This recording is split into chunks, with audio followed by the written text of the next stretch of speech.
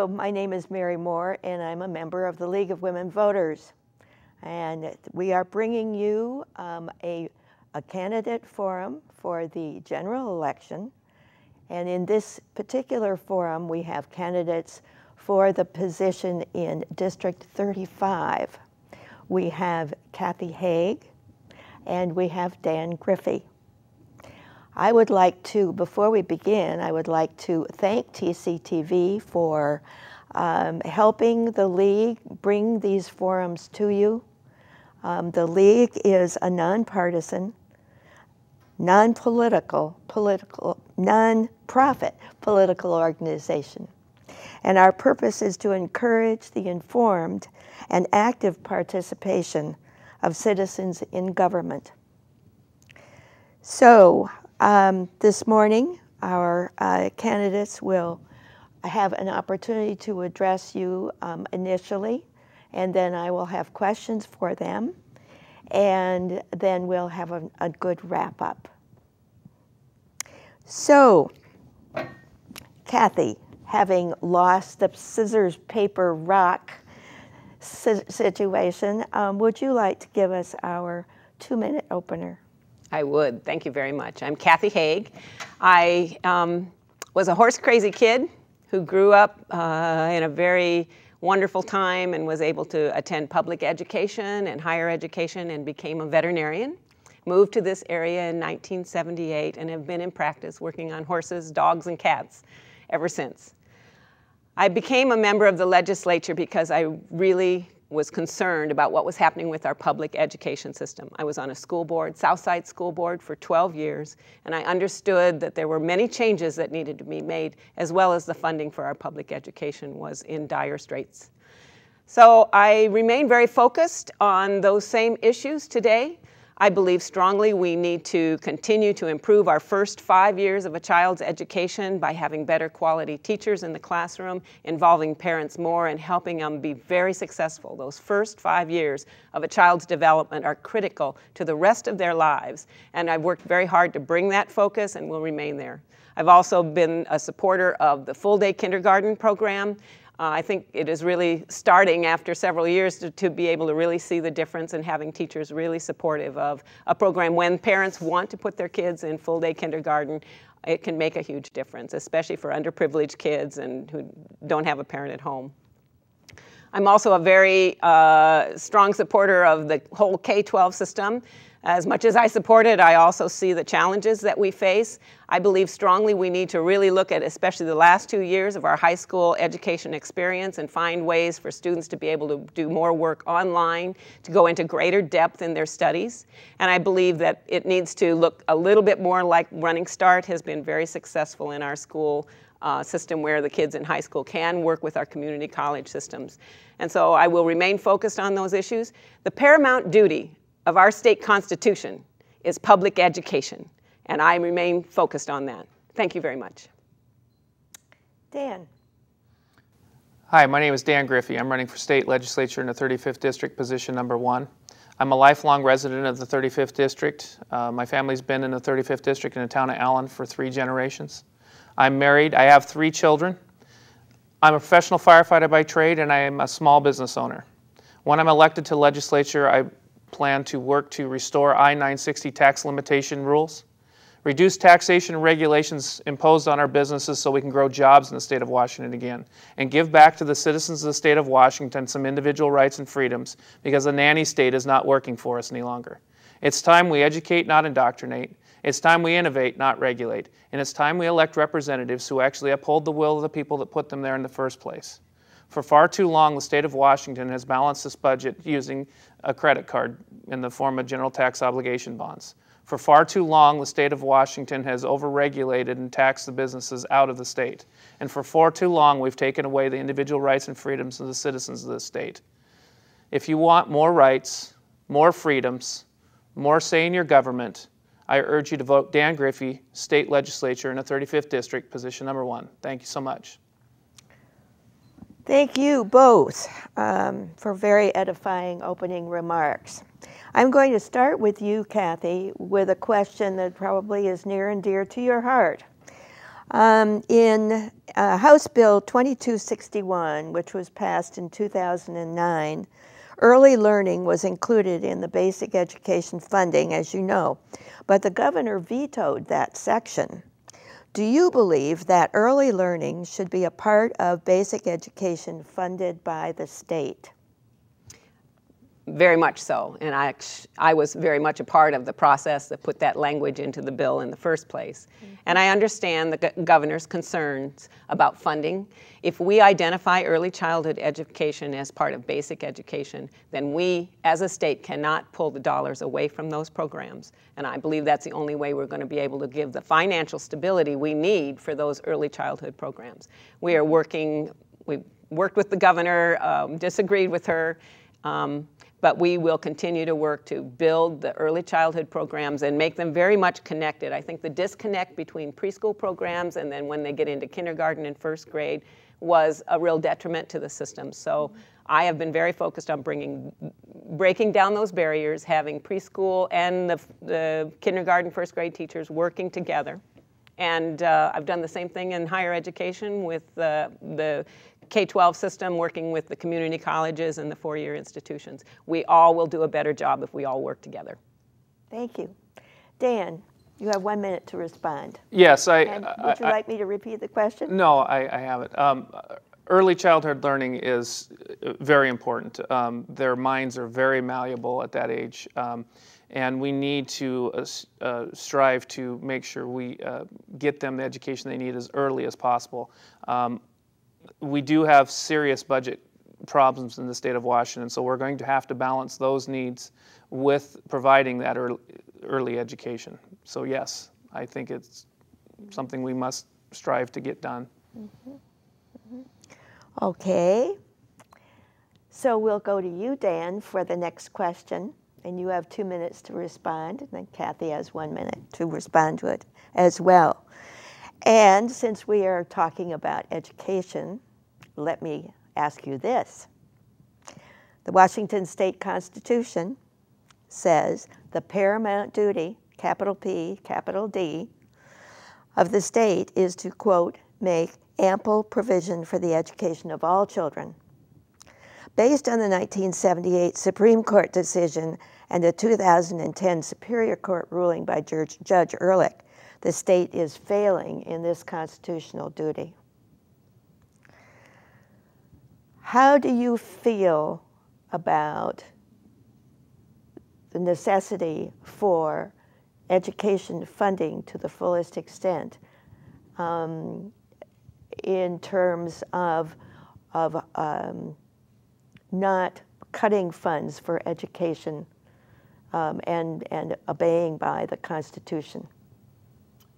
Well, I believe in the Constitution of Washington State that it's the paramount duty. All republics that have failed on this planet before our great experiment was because of, in my estimation, lack of education. So it is a paramount duty of the state, and we must fund it first. We must fund it before we have policy debates. We have a segregated fund, and since it is the paramount duty, it is the first thing we fund, and we fund everything else after that. Kathy. Well, I totally agree, but when it comes down to the dollars in the original language, it was really looking at the K-12 system. Mm-hmm. And we have come to the conclusion that education is much more broad than just K-12. Yes, okay, so finding the dollars and the balance. Early childhood education, it needs funding too. You can't, what would make the sense of pulling money away from early childhood education? And then if we're going to educate kids well in the K-12 system, where are they going to go after that? You can't cut the funding from community colleges and four-year institutions and say, okay, you get done with high school and you're on your own. So we've had to fund things like state need grant and student student funding, and there has to be a balance. And I believe we can find more efficiency in the K-12 system, especially in those last 2 years in high school. We can save money and educate better, and I want to work on those issues. Thank you. Thank you. We're going to change the subject now, and we will start with Kathy. Do you think the state's current tax structure is adequate for current services and allows for future development? Why or why not? And if not, how would you change it? Well, the current tax structure, there are problems with it, but it is also the structure that we know and understand. And so change from what we have for people is a little bit frightening, especially in difficult economic times. There are many people who believe that our sales tax-based system is wrong and that it really does hurt the lower income folks more. But it is a choice, except for some real basics, which we don't tax food. And there are many ways to help people with other things. So I do believe that our basic tax structure, relying mostly on sales tax as well as some property taxes and business and operations taxes, works actually fairly well. Our neighbor to the south in Oregon, they have an income tax, and they wouldn't have a sales tax if you tried to beat them with a stick on the idea.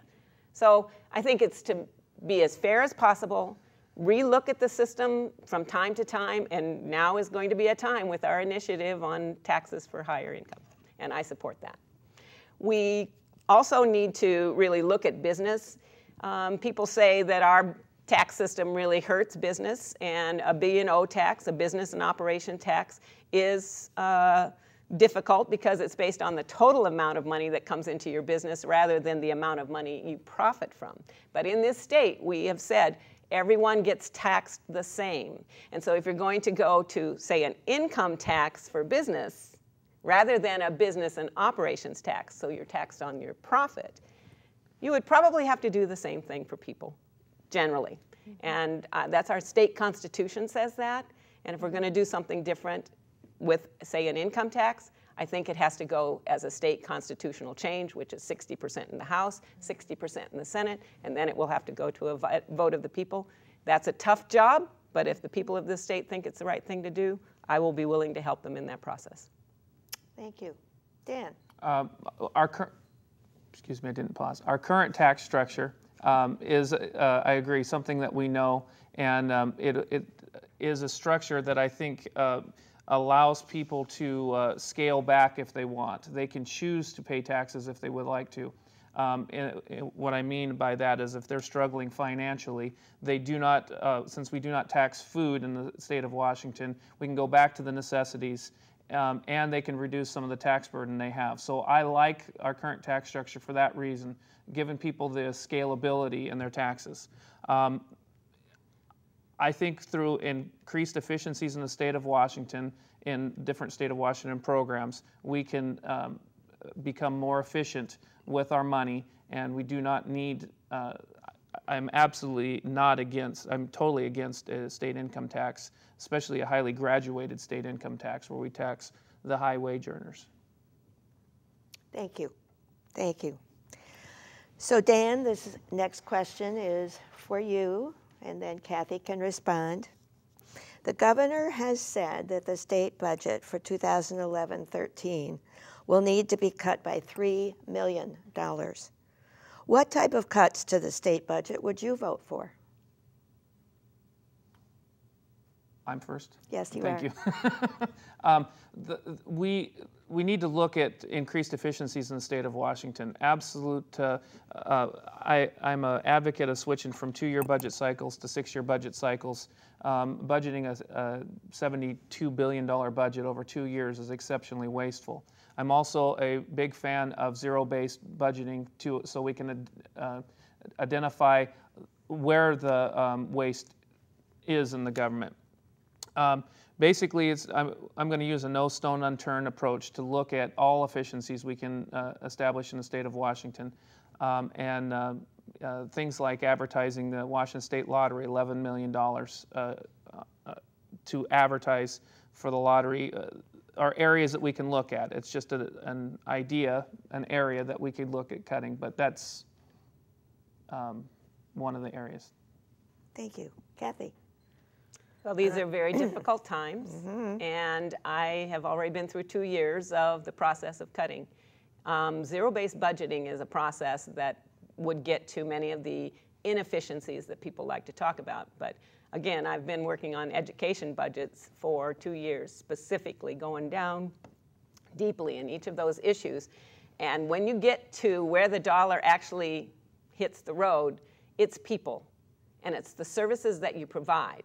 That if you cut the funding, there are going to be impacts. We have done everything we can to minimize those impacts on folks. Yes, we can find efficiencies. Yes, there are ways we can save money. But to save $3 billion is going to have an impact on people. And you must be very careful and have a very strong, active process of really understanding that before you decide to cut those funds. Thank you. So Kathy, we'll start with you and this next question. Dear to my particular heart, I have to say, what should the state do to promote green energy and to reduce carbon emission in Washington? Well, this is it can be a very controversial issue because some people don't agree as to what green energy really is. And I think if you've been aware of what's going on in Shelton with the biodigester producing electricity, there are some huge impacts that people are very, very concerned about, and yet it is considered green. So I think as we move into this new process of really looking at green energy, I think our water power is very green, but it still has a strong impact on the fish that migrate. I think wind and solar power are really a very big part of the answer in Washington State, and I have supported the development of those industries. They've come a long way with wind power. We will have to accept the fact that there's going to be some propellers in the air producing energy. I also believe it's important that we look at the ways we can produce energy in smaller groups, producing it locally at minimum costs. I understand the idea of a huge grid for electricity, but I think the more each of our communities, each of our industries, each of our individuals can find ways to supply their own energy and do it as efficiently as possible in the future is where we need to go.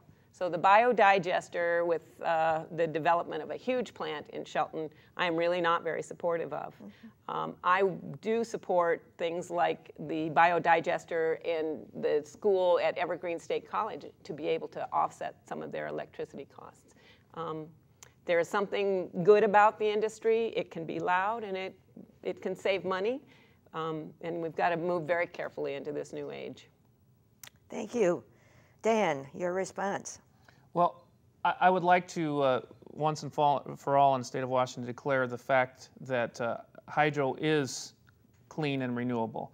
That doesn't take away from the fact that we must look to individual power generation. I think that's where the Holy Grail is, that the houses will start generating their own power. We've made great strides in solar power generation, mini reactors in people's homes. They're working out hydrogen reactors.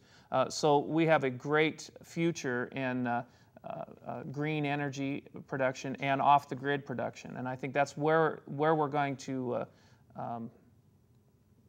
get to the end point is where we generate power at the house or at the business. Okay, great. It sounds like you agree with each other, as a matter of fact, on that particular thing. All right, so Dan, here's a good one for you. Have you any suggestions for lowering the cost of elections in time, in money, and or all the other paraphernalia that goes along with? Well, it's exceptionally expensive to run a campaign, as I've recently found out. I believe these forums and the League of Women Voters attempt to help educate the people could reduce the cost of elections. I would like to see more of an emphasis on that. I'm a very strict constitutionalist and a very proud American. And we must be informed in our government. We must participate in our government. And I really, really am a strong advocate for the participation in government. So I believe those are ways that we could reduce the cost of elections, and some handshakes between the candidates saying that we're going to do our best to reduce what it costs to run for office. I think that's a start. Okay. Kathy? What are your ideas? Having run many campaigns and scratching my head about some of the costs, I have come to realize that it is really an economic opportunity for many television stations and radio stations and newspapers and magazines.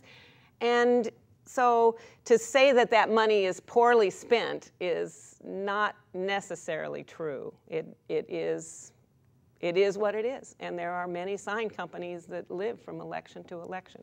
There are many papers that are dying if they don't have advertisement.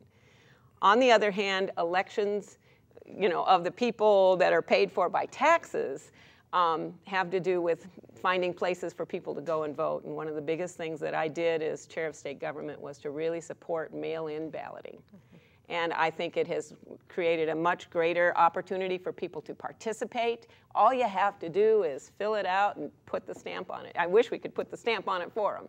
But the elections process itself is less expensive because of mail-in balloting. Thank you. Thank you. Good ideas. Good ideas. So we've come to the very last question, and I'll start with Kathy. Assuming that you are elected to office and then choose to run again, would you subscribe to public financing of your campaign if such a system is adopted? I would love to know what the League of Women Voters thinks about this. There are two sides to the issue. One, should the public tax dollars be paying for the advertisement for individuals? I think in a sense of fairness, I think it probably is a good idea. But I do not believe that the general public believes they want their tax dollars paying for campaigns. And the bottom line is, I believe in balance. The truth is, kind of watch what my campaign is paying, and I also look at what the person running against me is going to be spending, and I've really just tried to keep a balance there. I don't see any point in collecting hundreds and thousands of dollars, and I really want to just be able to present myself, and I want to get reelected because of who I am and what I have done and what I see for the future of this area. I don't want it to be based on how much money I've spent. I have never done that, and I'm not going to start now. So it is what it is. Thank you both. Thank you both. This has been wonderful. Now you have an opportunity. He gets to respond. Oh, I'm sorry. Of course. Dan, please respond to this. I'm very interested in what you have to say. Thank you so much. And I'll cede you my extra minute. Well,